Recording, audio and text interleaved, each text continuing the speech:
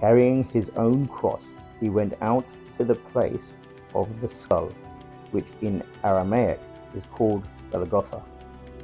There they crucified him, and with him two others, one on each side and Jesus in the middle.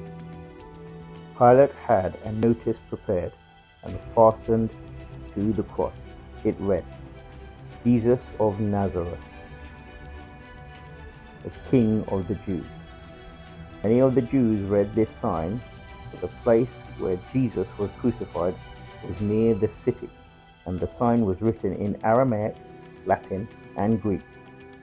The chief priests of the Jews protested to Pilate, "Do not write the King of the Jews, but that this man claimed to be King of the Jews."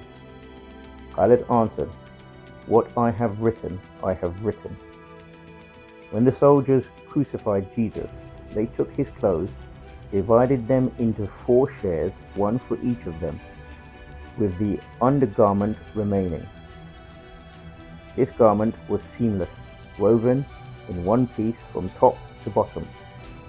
"Let's not tear it," they said to one another. "Let's decide by lot who will get it." This happened that the scripture might be fulfilled that said, "They divided my clothes among them and cast lots for my garment." So this is what the soldiers did. Near the cross of Jesus stood his mother's sister, Mary, the wife of Clopas, and Mary Magdalene. When Jesus saw his mother there, and the disciple whom he loved standing nearby, he said to her, "Woman, here is your son," and to the disciple, "Here is your mother." From that time on, this disciple took her into his home.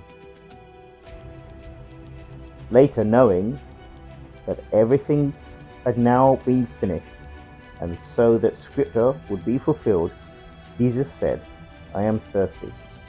A jar of wine vinegar was there, so they soaked a sponge in it, put the sponge on a stalk of the hyssop plant, and lifted it to Jesus' lips.